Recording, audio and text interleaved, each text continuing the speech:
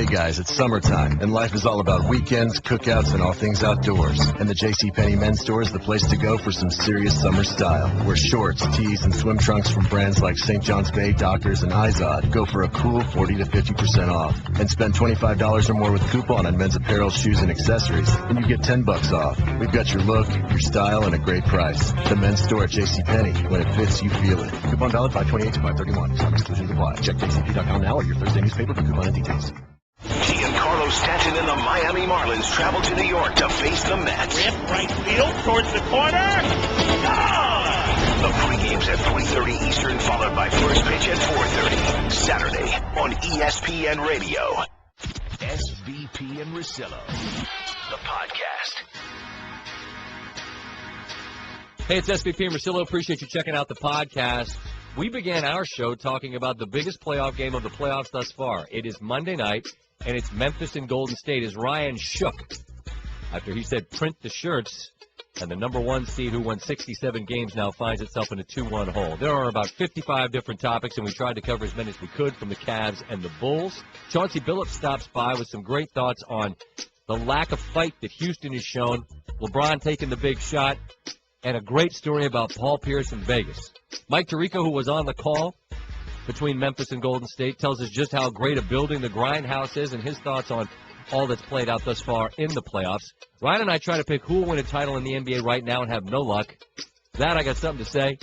Now, let me ask you a question. It's all part of the podcast, and it starts right now. SVP and Russillo. Sports Center, the other radio shows today, blowing out Cavs, Bulls. I understand why. Buzzer beaters, LeBron, the headlines of the play calls at the end of game and who's in charge of all that. It's interesting stuff. It's perfect fodder for what it is we do. But tonight, there's a playoff game that Stanford Steve and Ryen, before the show began, said, and we collectively agree, it's the biggest playoff game thus far because the number one seeded Golden State Warriors find themselves down 2-1, and I don't want to speak for you. I'll just ask you, do you believe that they are in real trouble? The Warriors are in real trouble, no doubt. And after Game 2, you go, they got Conley back. They get one on the road. We'll see what happens. But this is now 2 games in a row where the Warriors don't look like the Warriors. And everyone in Memphis wants to say it's all about us, and it's a huge part. I mean, Memphis has a huge amount of defensive intensity. Like, you can't tell the story without crediting Memphis a million times. They deserve all that. But we've also seen the Warriors shoot 6 of 26 from 3 in the last 2 games. And it's good defense, but it's also the fact that I think, Scott, it's all kind of connected, where open shots aren't going down now because they're so freaked out about the other shots that aren't there because of Memphis. And I do believe that look, Golden State, while they look inhuman at times, the way that they've played, they're human the same as anybody.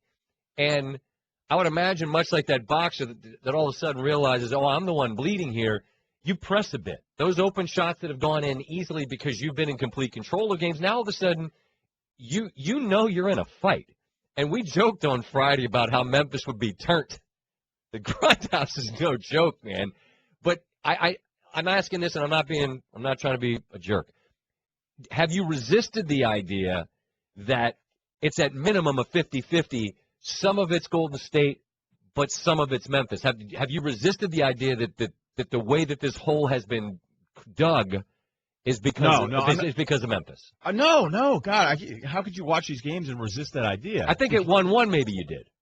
Yeah, because I just didn't think Memphis was going to score enough to win 4 of these 7 games. And okay? two is more than 1. I'll grant you that. But Memphis does a great job of shuffling everyone along. Gasol is one of the smartest defensive players in the league. When you listen to him in the postgame after the win on Saturday night, it was just so impressive in how he's talking about, okay, when they do this, we try to do this, and I move over here.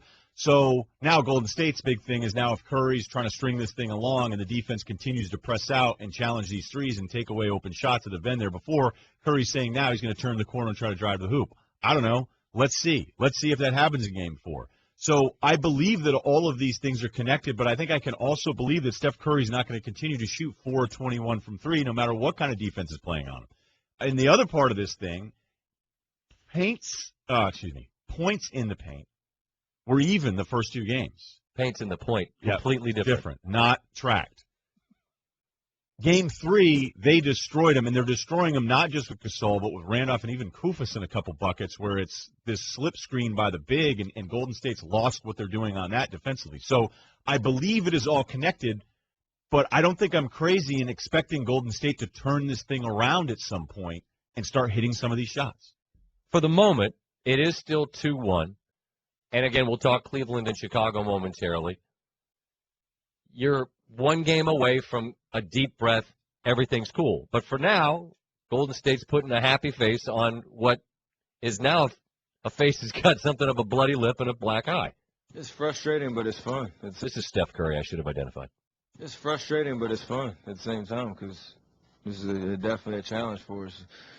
When you sweep in the first round and everything's going great and on top of the world and win game 1, the second round, and obviously we got hit in the mouth 2 times in a row, and it's important for us to answer that call, however we can get it done. It's such a metaphor, get punched in the mouth. We use it in football, establish the run, lines of scrimmage, this and that. You think about an analogy that involves football, whether it's the Seahawks or any team that's existence is predicated on its defense, and that's Memphis. They're the atypical Western Conference team. Their identity is that. I'm always curious how it is that you can impose that will on another team as opposed to them playing that giddy-up style, because anybody that's played any basketball anywhere in his or her life knows it's so much easier to get coaxed into that than it is to be able to be disciplined and force the style and the tempo to be played in your favor. And Memphis has been able to do that. So what do you think? Do you think which way is this going? I know we're going to talk second hour about this for Golden State, just about what it means if it all goes wrong. Man, they're tight. And Stanford Steve, you said it definitively at about 12 o'clock. You said what? I think it's a wrap. I think the Grizzlies. A wrap. This is a team that won 67 games like it was nothing. Went in late March and put it on them in Memphis. Memphis, that was that stretch where they had that back-to-back games where Memphis got beat badly. Remember, they were thinking, well, what are we? Who are we? I'm not ready to say that. I don't believe it's a wrap. I don't believe Golden State's toast. Yeah, I can't. I'm not there yet. Now, for those asking about print the shirts. Hold on. Print the shirts. I mentioned this weekend we're working with an overseas group called T-Shirts for Kids Without Internet. And Deep V's. We could be sending those out there. This was after they lost game 2? No, it was after they won game 1. No. This was after game 2 when they lost, and you said we're still printing the shirts. Oh, all right. The original print the shirts. The original was print the shirts after game 1. Lost game 2. We're still printing the shirts. Where are we after game 3? That's what I said. We're researching. We have a group in Madagascar that is ready to go. Those are not the soft tees. They're those T-shirts you find in the bottom drawer that you haven't opened since like 2004. Like, oh, there are those horrible T-shirts that's like wearing burlap. What do you do with those? I chuck them. I don't even. Somebody sends me one of those cardboard things. It better be soft. Yeah, soft shirts. The only way to go now. It's SVP Russillo. We're presented by Progressive Insurance, creators of the Name Your Price tool. Choose from a range of coverage options and pick the price that works for you. You were on TV over the weekend. How much shirt love / heckling did you get? I'm not reading it that much. No, because I'm not reading Twitter during the shows anymore because it's just a complete waste of all of our time. Hint. It's that was a hint from me. Yeah, not you guys. Right. So, Duke, bring it on. If you're a Memphis fan, bring it on. But I mean, if this style was so infallible, why did you guys lose in the playoffs? Yeah, I mean, there's that too. So like the idea that you've been sleeping on us, you guys keep getting eliminated too. So I don't know. We'll see. We'll see what happens tonight. But I am all sorts of freaked out because I feel like the opponent right now for Golden State isn't specifically Memphis as much as it is adversity for the first time all year long. And if they lose this one tonight and lose this series, we're going to get to this next hour. They are going to have the doubt hangover of all time. It's going to go on for a year. There will be no perfume to cover. I completely agree with that. I don't agree with Stanford Steve. I don't think it's a wrap. I wouldn't be looking to print shirts either. Just it's an uneasy time. So right in that nice meaty middle spot. Waffly McVan Pelterson. Stunning, I know. I'm not right. It's not a wrap. Not a wrap. How do I keep both fan bases happy? Pro me. Yeah, so that when I read Twitter, everyone says they love me, and I can have a parade for myself. SVP and Russillo. Let me ask you this. So yes. We've had some buzzer beaters. Yeah. In the Washington-Atlanta game, which we probably won't even get to, that might be one of the strangest games I've ever seen. Yeah, and how about Pierce's quote? I called game. You called back, I called game. And the smartness to walk away after that, because I was thinking about that quote when he says that to Broussard. You know, there's so many times in conversations, especially if you get an argument with somebody and then you think a couple hours later, oh, I wish I had said this. I wish I had thought of this. And Pierce said it in the moment. Did you call bank? And he's thinking for a second. I call a game. Peace. See y'all. That was sensational. Back-to-back game winners. Uh-huh. Bulls, Cleveland. But is it a great series? Man, there's a lot to talk about. There's a lot to talk about with yesterday's game. The Bulls shoot 36%. The Cavs shoot 39%. The Bulls are a robust 43 from three. The Cavs are 20% from three. What both finishes have done is taken the attention away from the fact that largely the two games that were played in Chicago weren't phenomenal games. Chicago went through. They scored 12 in the third quarter. I thought your line was that both teams in Game 4 should have what? Lost. It'd be funny if we had some future sports thing where 50 years from now you sit at home, you watch the game, and then Seacrest robot just comes out and goes, now it's time for you, America, to decide. You vote. Text us at who won the. You know what I mean? 2.5 to 1.5 would have felt appropriate. So, long answer to a short question: was yesterday's game some sort of epic? No, it wasn't. But it ends with LeBron James. It was 86-84. Yes, it's not a great game, but it leaves a bunch of great questions, a bunch of great storylines. So I'm glad it's 2-2. But if you're a Cavs fan, you're going, whatever, we get a split. Our guys haven't played that well. Well, their guys aren't playing that well either. And one of the weirdest things I thought about that game was that J.R. Smith won the game for the Cavs with his three-point shooting in the fourth quarter, Scott. And then LeBron comes back in, and he wanted more rest in the second half. For what? He looks exhausted right now. And they're running this ISO thing where he's getting to the half-court line at 17 seconds every single time to take time and walk it up and then hope to get a high screen and hope it just sort of works out. So it kind of worked out, but they ran nothing. And it's not all on Blatt, who we'll clearly get to here in a second. It's also on LeBron, too, who's running and dictating what they're doing. But Chicago wasn't doing anything either. So I don't know how everybody gets so beat up and so tired in the second round of Game 4. He was 10 of 30, LeBron was. He can't hit threes for weeks now. No, and you are absolutely right. The key point here is exhaustion. He looks like he's done, and it manifests itself in how poorly these games are being played. But Rose hits an incredible shot and gets to just give everybody stink eye. And then LeBron gets to make a shot and explain to everybody that he went Chitwood from Hoosiers and changed the play in the huddle. To be honest, the play that was drawn up, I scratched it. And I just told Coach, just give me the ball. We either going to go into overtime or I'm going to win it for us. It was that simple. Were you supposed to inbound on the original play? I was. I was supposed to take the ball out. I told Coach, there's no way I'm taking the ball out unless I could shoot it over the backboard and go in. So, I told him, have somebody else take the ball out, give me the ball, and everybody get out the way. We need some space for this one. Yeah. I have no problem with LeBron just looking at Blatt and going Hoosiers and saying, Chitwood, I'll make it, okay? I'm not there's no way in the world I'm inbounding with 1-5. 3-5, okay, I'll do the inbound. You can get it back to me.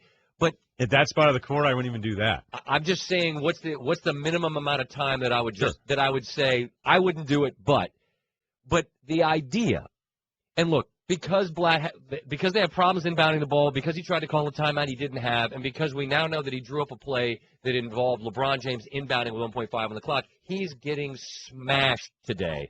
I have zero problem with LeBron changing the play. It makes sense. Do you have a problem with the anti-Blatt stuff? There is probably a way to not take your business to the streets like that. I mean, is there some kind of way to say, we just had to figure something out there? What was the play call? If they ask you specifically, I don't know what you say. I just ad-libbed? Yeah, I mean, it really falls into one of those things where it's if you hate LeBron, then you're just going to go with. Did he do anything wrong? No, he didn't do anything wrong. Here's the thing. Imagine if LeBron took it out. Imagine if LeBron took it out and Dellavedova missed the game tie or game-winning shot and they lose in overtime. Is there enough room today for LeBron? Now, it is different post-rings, and it should be different. So there's not the unknown of can this guy ever get it done. But if LeBron's standing in the corner with 1.5, like I'm just talking to the guy who hates LeBron still no matter what. If he takes that ball out 1.5 and the Cavs lose that game, aren't you also saying LeBron has to step up in that point and say, I'm taking the shot? Exactly. It's if you choose to make your life criticizing this guy, and there are those in our business that do, then your narrative fits whatever you want it to. If he doesn't take the shot, he should have taken the shot. If he drives and misses, you can't miss that. Well, he actually drove and might have gotten fouled. If he was fouled. Right, exactly. But hey, he's afraid. All right. He's afraid to go to the free throw line. If he makes this shot, then there are people that will say, "Oh, he doesn't make these shots. Well, this doesn't erase the past." Look up the stats. This guy's numbers in these situations are actually, and you can make the stats say whatever you want. But there was one thing I saw where SportsCenter tweeted, "They're better than Jordan's. Better than Jordan's." In terms of shots taken and made when it comes to final seconds of whether it ties or puts you ahead. 6 of 10 for James, 5 of 11 It's not for like Jordan. he's never made any. Right, so right. to your point, if he drives and misses, he shouldn't have done that. If he passes, he's not afraid to take it. If he changes the play and takes the shot, then I guess people say, "Oh, he shouldn't have told the public." I mean, he took it, he made it, and it's ball game, and it was a lousy game. It wasn't a great game. So a lot of things get covered up, but the Blatt stuff will never be covered up. Like, this is going to be a necklace around his head for a long, long time. I guess around his neck. The old head necklace. Yeah, the old head necklace.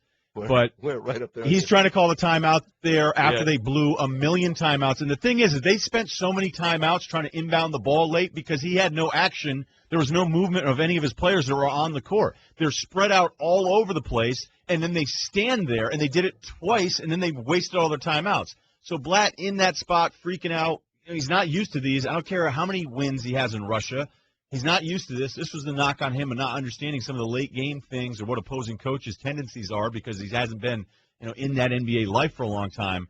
But if you're drawing up a 1.5 LeBron to inbound it, I don't know if a coach can get fired after winning Game 4 in the playoffs. But I don't know that. Look, I don't want to go that far with it, but that's inexcusable. You can't draw up a play where LeBron's inbounding with 1.5. You can't do that to your guy. Even if you don't think he's going to make it, I don't think you can do it to him. What are you going to do? Give it to Kyrie, who shot for 2 games? You're going to give it to Dellavedova? You have to give it to a big guy, not only to make the catch, but then to get the shot off afterwards. You can't be that out of tune in that spot in a playoff game. So it's going to be one of those things now. His first impression has been bad. Now we're with more eyes on him that I don't know how the Blatt thing ends, but yesterday was really, really bad. I try not to do that massive overreaction thing here, but what do you do? Like, how does LeBron not say, what? James Jones on a catch and shoot? No. And Gibson screwed up the defense on it, too, because it's 1.5. You have to tell Butler in that spot, I've got you on a cut to the hoop. I'm going to guard this side of it. He can only make one pass, so I'm going to angle this way. And Gibson doesn't really do that, doesn't talk with Butler, and then stays on the inbounder. Like, get out there and jump over on the catch because LeBron has one choice to make, and that's a shot going away from the hoop. And if you saw the picture, and I'm not sure if it was the Tribune or the Sun-Times, I just saw it on Twitter. If you saw the shot that he made, and you see these – You saw the Steph Curry picture when he made the shot in New Orleans where that moment is frozen in time and you think, how in the hell did he make that shot? You could say the same thing about Rose's shot. When you see Butler's flying in, LeBron's 1.5 feet off the ground. He's basically halfway in the crowd and halfway in the Bulls bench. It took a shot that a great player is capable of making. I mean, it took a phenomenal shot to beat him. And I'm glad this series is 2-2 because it would feel weird if one of the teams is up 3-1 because I don't feel like anybody's played that great. The scary thing is if you start thinking about the East versus the West, do you think either of these teams could beat in 7 games whoever comes out of the West? Hold that and answer me this.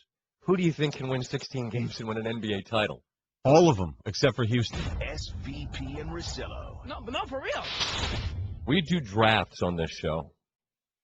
And if we were to do a draft today on who wins the NBA Finals, I wonder how long. There's 8 teams. Who would you take first? I don't know. What I was going to say is I don't know how many teams it would take us to say before we ultimately got it right. Who would you say first? Who do I think is going to win the NBA title right now, today?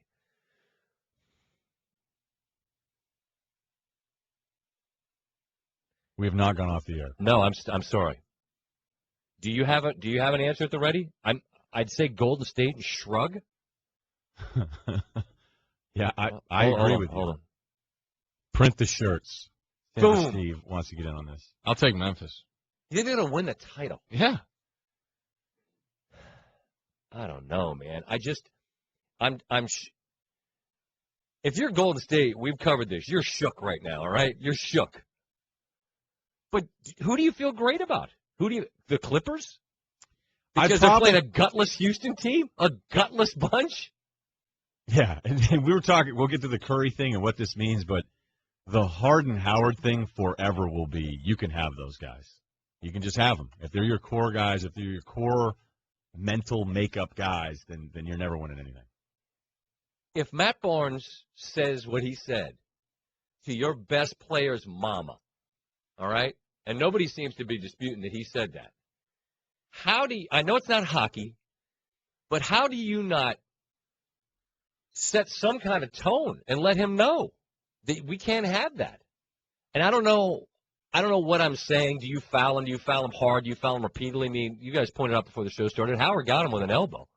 But, I mean, you're going to go out like that after you lose the way that you lost on, was it Friday, Sunday? I get the days confused. They got smashed the same script. First time the team's lost in consecutive games in the playoffs by 25 points or more since 2001. I looked at that this morning. So let's. Okay, but I'm just saying the heart of that group, man. They're going out so meekly, just so meekly. So Houston's not our pick. No, and SportsCenter, and I retweeted this from our stats and info guys, and they ran the graphic up on SportsCenter over the weekend. This was after Memphis won Game 3. I stole your tweet? No. I retweeted their thing. Oh, my bad. Yeah, great work, research department. Yay! But they have the BPI, the Basketball Power Index, and you read it and you go, okay, I understand what you're doing here with the formulas. But the top 4 teams, well, Memphis wasn't in it. And that's what I retweeted that. I was like, oh, how mad is Memphis? And Memphis should be mad. But I don't think Memphis is some juggernaut all of a sudden where you go get out of the way. If I can't sit here, Steve, and tell you you're wrong for picking them, because I can't say go Golden State, because it ain't the same. Like, we don't have the same chant this week.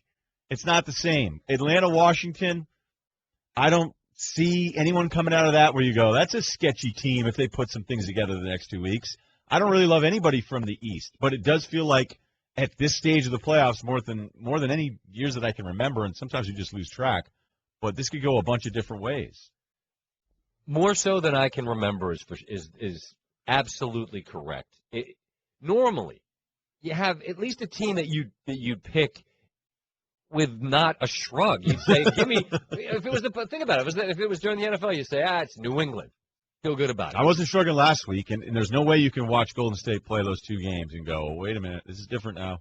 We're still printing the shirts. You are not. You are definitive. We have shirts. So is it safe to say if we did do a draft, neither of you would want the first pick? You know how I feel about that anyway. I'd still take Golden State first. I did with a shrug. But I could understand you might go, yes, I have the Clippers. And then Steve would go, can I go third? I'll take Memphis. We could do a 3-way draft, and you might feel best about picking them third. And that means Cleveland with LeBron would still be sitting there staring at you. Which is insane that they would be the 4th pick, but I think they would be. Would Houston be last? Because they should be. I'd take the Wizards over the Houston Rockets right now to win the NBA title. Did you call a bank? I called game. The OG Paul Pierce. Both the 1 seeds are in big trouble. I have no earthly idea. I can't wait I'm doing SportsCenter tonight, which means that Golden State Memphis game is on while we're on. Which means is it 9:30 though? Nobody, not a soul, is watching your boy. I'm gonna call him. Can I call him into the show? Yeah, we do a segment. We do a segment called What? Let's do a phoner and it's just a panel of me. Hey, what are you doing? I'll text you a picture of my couch, a selfie. Yep. And I'll be like, I'm watching a game, guys. Do you need a score update? Yeah, you could be our stringer. Yeah, let me be your stringer. Let me come up with a stringer name. Okay. Lance Throat Rip. There he is. Let's go down to Lance Throat Rip, cousin to Dash Rip Rock from the Grindhouse in Memphis. What do you got for us, Lance? And then you'd give us a score update. The stringer's the best. Like, as if you don't have the score. It's 50-30 Grizz and grind, boys. This place is electric. Ryan, your forever phone panel should be the picture they used for Ryan's rant on NBA Tonight. They want to do an up-to-date one with a shaved head. I like the I'm dying picture that PR has used forever. I have one. I have one of you in an Oregon half zip that someday will be my avatar. It isn't yet, but someday will be. It's when you have your school part. It's the side school part where it looks like somebody called you up and told you had to have your school hair that day. Remember, it was for a promotional shoot. You claimed it was. I'm not wearing an Oregon zip-up. I'm wearing a blue sweater. Oh, no. I'll show you the picture. I thought you guys were talking about, that was the ad that I did for radio. That's the one. Where I don't talk. That's a blue sweater, but the Oregon half zip I have also is. That's a different one. It's probably from the same week, I think, though. Because your side part was prolific that week. Yeah, but you know what happened with the side part. The makeup lady came in here and went comb, like 6-year-old son comb. So I didn't know what was going on. We had directors and people all over the place. And then when it came out, it was not hot. We also have the picture of you with Usain Bolt, which you posed for. Yeah, that one I have a stupid look on my face on purpose. But I can't find it. I have Hulk hair in that one. So that's going to be my avatar someday. Can't wait. Yeah, Steve's got my fraternity proofs up there where I have the round polos frames that look like the guy from Harry Potter. You look like one of the cool guys from American Psycho, is how I like to think of you. Thank you, pal. That's bone. SVP and Russillo. You know what I mean? Mm-hmm. Geico presents Strange Savings Stories. Astronomers detected an interstellar transmission. It stated, Geico, 15 minutes could save you 15% or more. The implications were staggering. Was the cosmos telling us we could all save hundreds on car insurance with Geico? Or did their radar merely pick up a signal from the nearby Rufus and Clyde's morning show? We may never know. Geico, 15 minutes could save you 15% or more on car insurance. SVP and Russillo. Chauncey, I want to start with what we were just talking about. There's a zillion topics to get to. When I hear a guy like you that has so much heart and has so much pride and so much fight, when you see a team like Houston show none of that, is it offensive to you? It is. It's just disappointing, man. I mean, they had a great regular season. They get themselves the number 2 seed in the playoffs, man. They got a guy who is right there neck and neck for the MVP. Do I expect them to lose in the playoffs? Yeah, at some point they probably will lose, but do I expect them to lose with no resistance? And to me, it just speaks to the leadership, man. You know, the leadership. And I think, as we were talking a second ago, I think the absence of Patrick Beverly is just glaring, man. It really is. And he's not an all-star. He's not, but the effort and heart that he plays with. He's picking up that ball full court, turn the guy 2 or 3 times. It puts a lot of pressure on everybody else to defend that wing. Don't let your guy just catch it easy if this guy is expending the energy that he's expending down there. So it's disrespectful, man. It's disheartening, really. It's one thing to lose that way once. We've seen the pendulum swing drastically from game to game. You lose that way twice in a row. That tells me, and Ryan made this point earlier, and I agree. It's just you're done. You have no fight. You have no fight. He just caved in. It caved in, man. Caved in. I mean, there's the proof. The proof is in the pudding. You know, if you look at it, they just caved in, man. Okay, enough of the Rockets. What do you make of the Grizzlies right now? I know you must be fired up. You know I love it. You know I love it, man. You know, I said it all along, and I'm a big fan of the Warriors. Don't get me wrong, but defense travels. Defense travels, you know. And sometimes when you depend on live and die with that jump shot, we have said it all year long. What's going to happen when both of the Splash Brothers can't make a shot? Now, a lot of times during the season, one might not be rolling, but the other one will pick it up. What's going to happen when a team can lock into you for 2 weeks, and all they worry about is how can we stop this guy, how can we contest this shot, or how can we make him shoot it off balance? And now we're going to see what's going to happen. Now, they're extending, and they are 5 guys as one right now defensively. Yeah. And it's cool, and I love the way Gasol was talking about it afterwards, and Curry's saying, okay, we need to make adjustments off this. But it's not just good defense. I mean, they're 12 of 52 from 3 in the past 2. So how does good defense and contested shots lead to a team being in your head even when they're open? Because it feels like it's all connected, Chauncey, even if I expect Golden State to turn it around. Mm-hmm. And it is. It is. What happens is, when a guy is pressuring you and he's making you shoot tough shots and he's contesting every single shot, by the time you finally get an open look, when you have time, you don't really feel like you have time. You're trying to hurry up and get it off because you don't see nobody there. So you're excited. You're waiting. So that changes. If you're going to be calm, if you're going to be relaxed, if you're going to shoot that shot with the confidence that you need to shoot it with, because you're so worried and just getting it off, and it changes the percentages. Who did you go up against with those prime years with you in Detroit, where you knew there was a guy in the playoffs where you went, I can see he feels this right now. I can see that he is not comfortable against us like he normally would be. Yeah, there was a couple times, a couple series. I had a really great series against Jason Kidd one time. He started off the series really good, and we were battling, and then game 4, game 5, game 6. I mean, he couldn't make a shot, and part of that was him, part of that was our defense, but you could just see it. You could just see it. You say, okay, we're all right now. Is this when you played the Spurs in the finals? You beat them and then played San Antonio? Yeah. No. That's when we played the Lakers. That's when we played the Lakers. That was 04. 04. That was 04. But Tony Parker is another one in the finals when we played him. Just leaning on him, just beating on him, just using my strength against him. And it led to him being very ineffective the whole series. If a guy like Tony Allen senses vulnerability, that has to just be curtains, right? He's a shark, man. He's a shark. He smells blood. He's going to continue to pound at it. He's going to pound at it. He's going to keep chewing at it. And that's just who he is. That's in my opinion, he has in the recent years been the heartbeat of that team.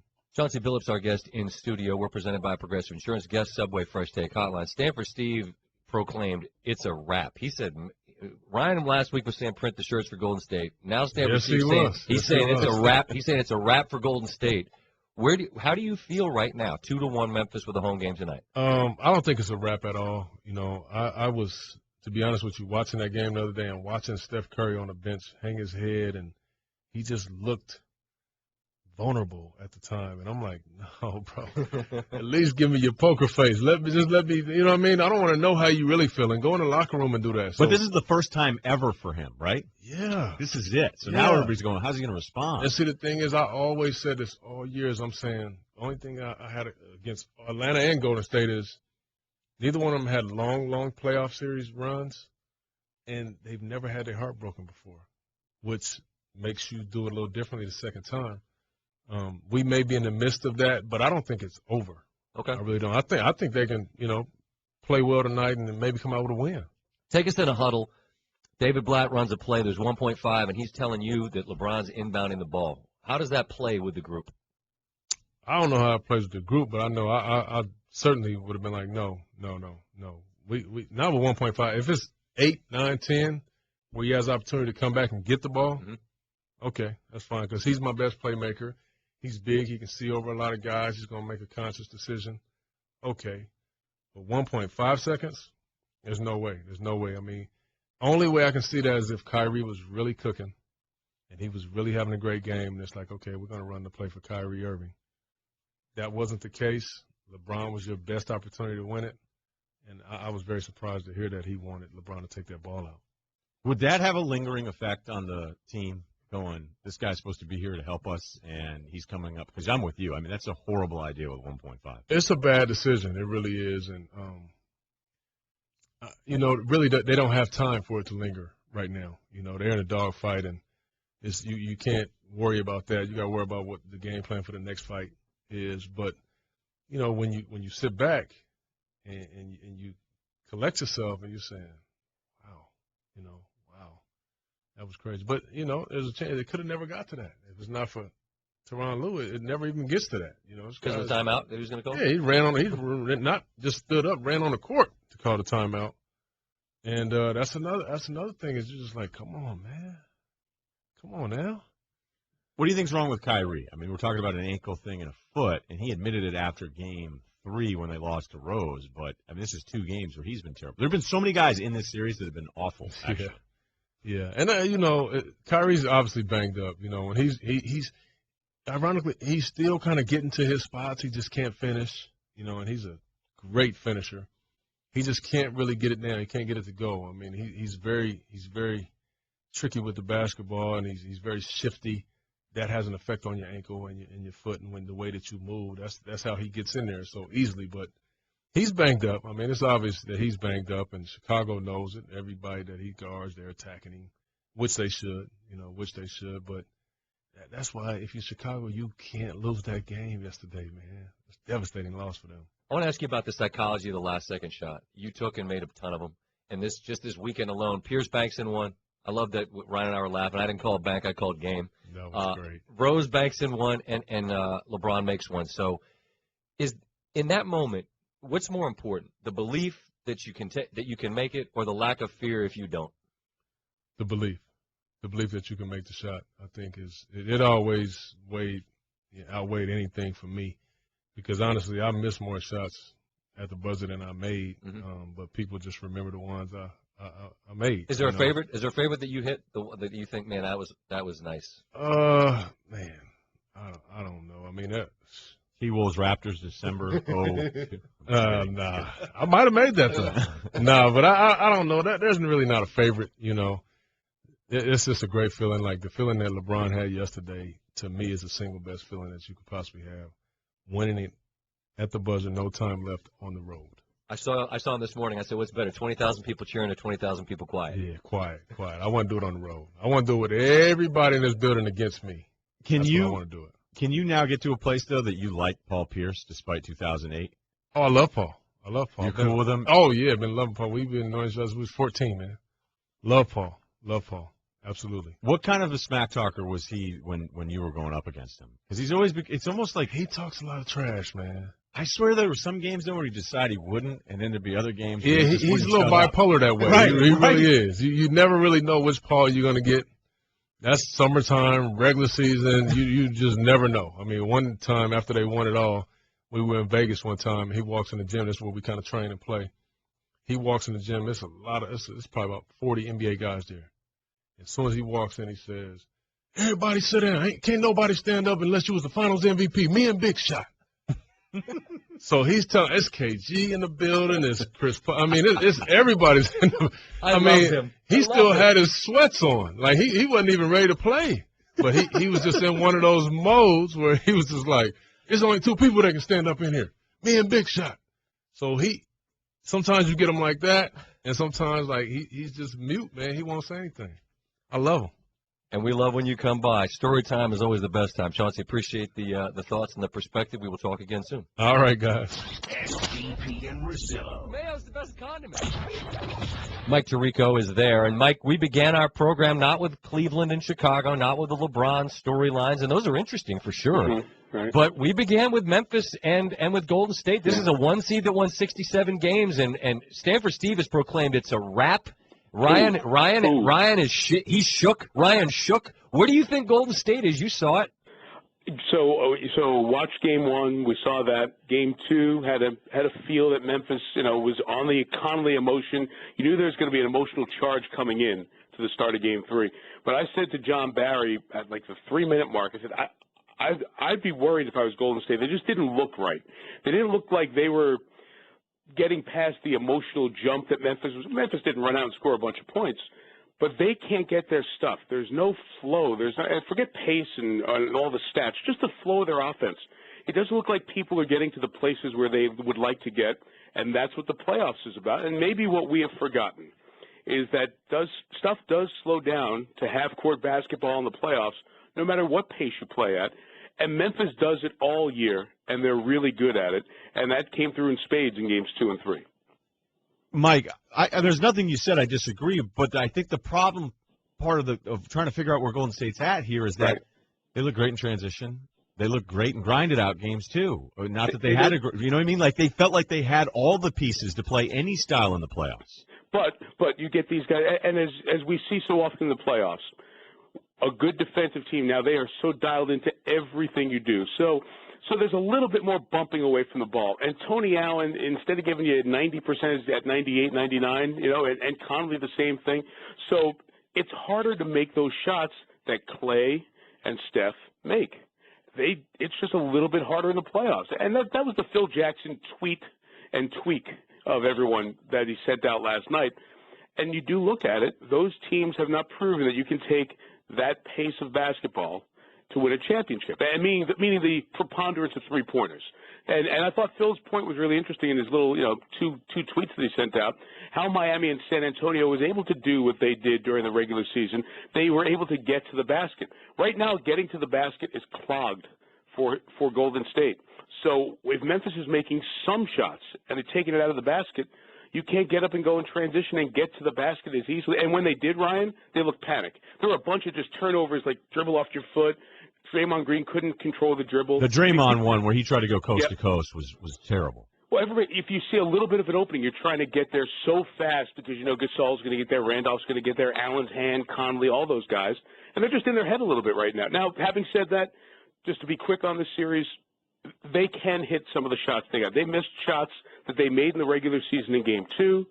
Same in Game 3. Steph and Clay both missed everything on a couple of shots that you didn't see once or twice during the year. I think they'll come back and even this thing up. I do think it's a 7-game series. Mike, this is just for me because I love this type of stuff. Compare for me just quickly Oracle versus the Grindhouse. Grindhouse was awesome. And it was funny, Scott, because I went and looked. Every Memphis game I've done in the 12 years at ESPN has been on the road. It was the first game I did there. It's like 32 arenas, a couple of arenas that are closed now. I've done games. I had not done a game there. And my check is usually right before tip. When the lines get introduced, I take off my headset just to hear. Okay. That's as loud as any. And they were up, and they were working the team, working the officials during the game. An NBA official told me, so that's one of the tougher groups of fans because they're on you right from the start. So they're right in there with the grit and grind like their team is. So you kind of respect that and you feel it in the playoffs. It's a little bit more of that than Oracle might be. Oracle is just loud and boisterous. Mike Tirico, our guest, take your headset off for me and put your fan hat on and entertain this question that Ryan and I flailed at miserably a little earlier. Right. You get to pick today. Today you get to pick. Who wins the NBA championship? I want to say the Clippers. I really want to say the Clippers. The other guys for the Clippers, I heard Ryan talking before I came on, those other guys that are non-existent for Houston right now, they're playing well for the Clippers. They're playing really well. Austin Rivers, Game 4 San Antonio, Game 3 of Houston. I'll remember that when I think Austin Rivers has a chance to grow even more as he gets to 24, 25, 26. When those guys are playing well and your stars are playing to their potential, and in Blake Griffin's case, as well as we've ever seen him play, then I think you're doing what a championship team can. I think they are playing at that level right now. Mike, if you look at that series with L.A. in Houston, though, I mean, do you kind of join Scott and I in that it's just starting to feel like with Harden and Howard as your pillars that you just really don't have much of a shot? Because I can't believe, like, there are gears. I'm worried that Golden State hasn't figured out that there's another gear to get to. Memphis has already cranked it into that gear. I'm not even sure Houston's aware that other gear exists. I'll tell you in a second something Steve Kerr pointed out, which I thought was interesting. But to the Houston point, they don't look anything in style like the team that they were. You can go up and down the regular season and score on people.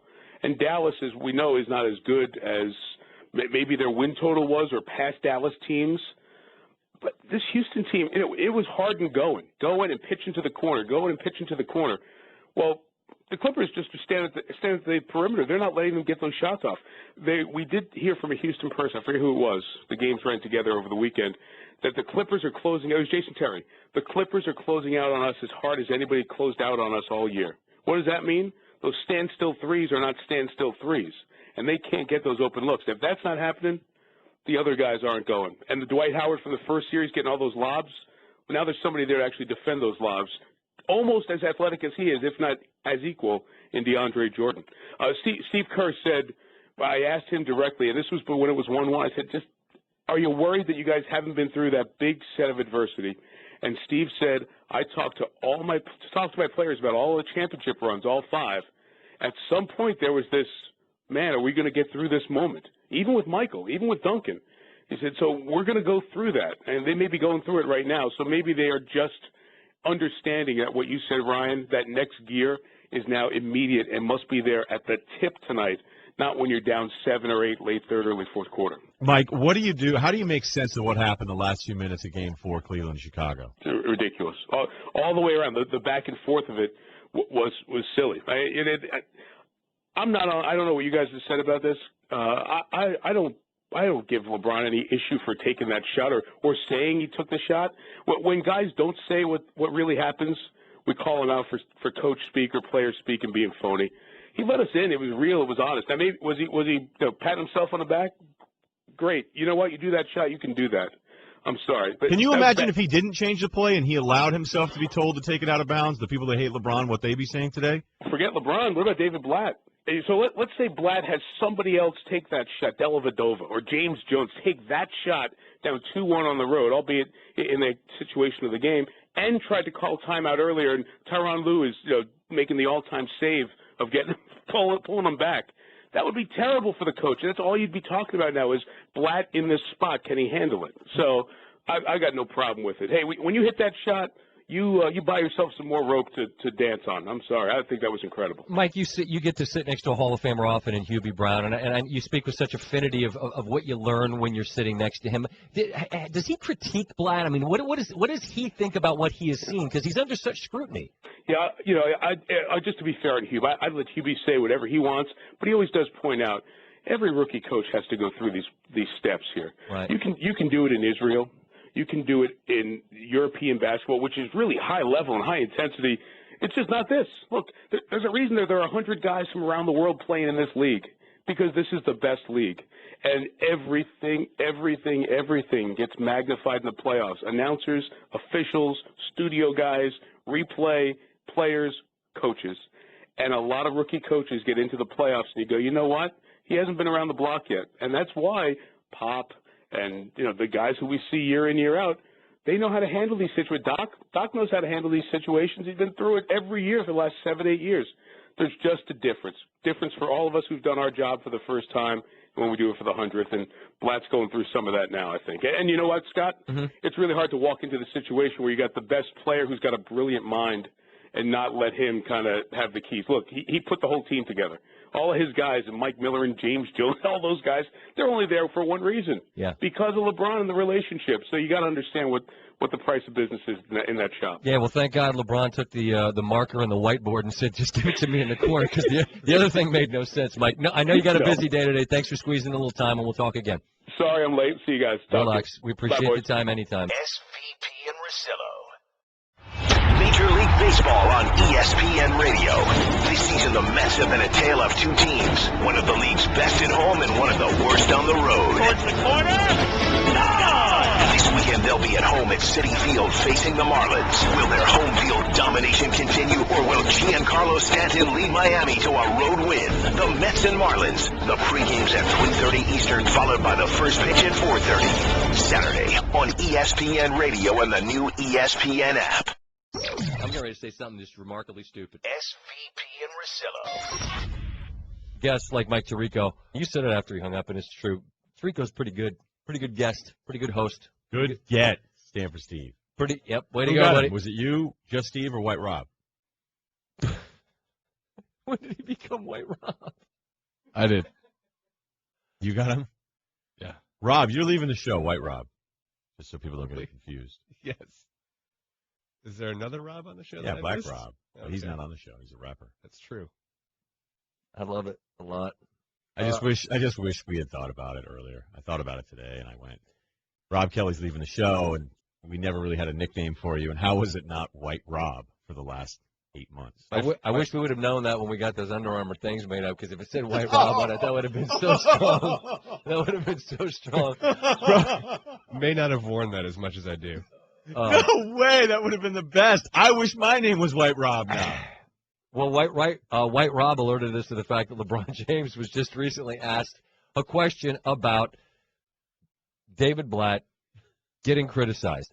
Now, my thought is he's getting criticized because they can't inbound the ball. He called a timeout they didn't have and then drew up a play for someone other than LeBron with 1.5 on the clock. That's your theory? That's my working theory. My working theory are those things lumped in totality equal the grief he's getting. LeBron had a different idea. Yeah, he's catching heat because he's coaching me. Whoever was associated with me catches heat. Why? I don't know. I have no idea. Kevin Love got no heat the first 6 or 7 years he was in this league, and then he teamed with me and he gets heat. Is that the truth? Absolutely. I don't know, man. It's just you associated with me to get a little of the heat. Assess. Duh. Okay. Yeah, when you're playing in Minnesota and you're just putting up good numbers and no one ever cares about your team and you're not regarded as one of the best players in the league, Never been in the playoffs. Yeah, no one cares about Kevin Love. And LeBron has to deal with it because he is the centerpiece. Like, the greatest thing about being the best player in the world is you're the best player in the world, and everybody thinks you're awesome. But with that comes the burden of, well, aren't you supposed to be doing more? So every time you see LeBron not live up to those expectations, there seems to be this disappointment. So now Love goes there. Now more people are paying attention to Love. More people paid attention to Love in these few months than they paid attention to him for his entire career in Minnesota. It's simple math. Blatt comes in. Nobody knows his resume at all outside of the United States. I mean, look, hardcore hoops guys do, Euro people and all that stuff. Mm-hmm. Overseas, not just Euro basketball, Russian basketball. But nobody cares. So now it's just this is the target, right? The target's on Cleveland. The target was on Miami. The target was on Spoelstra. Who's this guy? Riley's video guy? When's Riley taking over?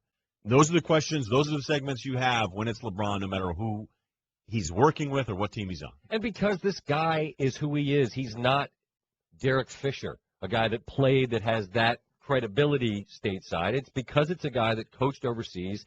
And I wasn't trying to put Mike in a bad spot and ask him to throw, Hubie under the bus. Or what does he say about Blatt? I'm just curious. What do the Hall of Famers' eyes see here? What would he critique and say? I don't know about this or I don't know about that. But Blatt was going to face a different level of scrutiny here in the States, no matter what. But adding LeBron and Love clearly changes the dynamic. Here's Blatt today on the scrutiny. And by the way, they won. They won. But it was so bad though that I'm glad that people aren't going, well, they won, so we can't talk about it, because you should never forget. You can. I'm just hashtag never forget. The Bulls, the Cavaliers lost 86-84. Here's Blatt. It seems like that's par for the course. That a near mistake was made, and I owned up to it, and I own it. A basketball coach makes 150 to 200 critical decisions during the course of a game. Something I think that is paralleled only by a fighter pilot. And if you do it for 20-something years, you're going to blow one or two. And I blew one. Fortunately, it didn't cost us. So he's goose? Okay, but if at the end of the game the fighter pilot doesn't go, do I want to crash into a building or do I want to land? And that's what you were going to do by having LeBron James take the ball out with 1.5. He was into that older woman who turned out to be his instructor, which I was trying to sing as obnoxiously as I could. I did. He's a fighter pilot. Look, you called a timeout you didn't have. I can't. That happens. You lose track. And the great thing is that the officials knew both teams didn't have timeouts, so none of them were near the bench. No one's going, well, let me focus in on the bench real quick here and see if they call a timeout that they don't have, because it doesn't really happen. So if that just happened on its own, I'm with you, Scott. Like, it'd probably be okay. 1.5, LeBron, let's have you inbound it. No. Okay, draw it up. What do you got? That's inexcusable. I have taken, as you have, collectively, this is not just scorched earth radio. Not fire guys, not go crazy about coaching and yell. Yeah, that's Sepp Blatter, one big thing. But I agree with you. You're right. That's not how we operate here. And Blatt's shouldn't be fired for this. It just illustrates that whatever stage you've been on and whatever accomplishments that you have accrued to date, that this is different. Mike Tirico just said it. All I'll do is add more and do it poorly. But that is inexcusable. You've got to figure out that unless, and it was Chauncey was saying earlier, say Kyrie's got a burner going. He's got one of those, I've got 9 threes this half. All right, he didn't. Terrible the last couple games. Well, he's hurt. Yeah, well, I'm just saying, right. So then you're also thinking, I probably want to get it to a guy who's big enough to shoot it over somebody else because he's not going to have much time to think about this. Here's what I'm wondering. Is this so over your head that you can't keep track of anything, that you can't figure out how guys should just stack in movement, stacking a screen on an out of bounds? No, we'll try to run it 3 times before we actually get the ball in bounds because no one's doing anything. Then you call the timeout. I don't have a huge problem with that because it's pretty clear it's obvious they called so many timeouts because of the terrible inbounds plays before that he lost track of losing them. But how does that lead you to look at LeBron and go, 1.5, underneath the basket? Okay, here's what we're doing. We're going to have you inbound. I don't care if this is all over your head. You aren't about the moment. You can't do that. You can't do that. I jokingly tweeted out about Chitwood from Hoosiers today, and, now they're going to be thinking you're going to shoot, so we're going to – and everyone's shoulders sag, and Chitwood hits him with I'll make it. I mean, if LeBron wasn't going to – he's not a high school player in a mythical movie. He's LeBron James. So him – 1.5. I'm trying to think of how do you relay that message in a way that's different. Because if there's a criticism of it's LeBron, it's you don't have to throw your coach into the bus, blah blah blah. Because that's the other side of it. You're right. I'm glad you brought that up. I don't know how you say it in such a way. I mean, you can soft sell it where it's coach suggested this, and then we're like, I don't know about that. But I mean, ultimately, we all know the score in Cleveland. It's LeBron James' team. He's going to do what he should do. And by the way, in this particular case, if he didn't do that, there'd be a fly in the ointment. If he didn't say, give me the ball, then you'd have a problem. That's another thing Blatt has to understand. Or even if he doesn't like the look, he goes, I can't put LeBron in this spot where now he's the guy that backed out and wanted to take it out of bounds. What do you think Heat Radio is going to do for 3 hours today? If what? I'm sorry? What do you think Heat Radio is doing today? Replay the Rose shot from Game 3? I don't know. No, I was talking about Le Batard's 2 guys. They're opening their show with LeBron comments leading to all this, right? Because that's the Miami thing, is that you're right, you guys, the Heat got to stand up and say, we won't have you be in charge of us. And congrats. SVP and Russillo.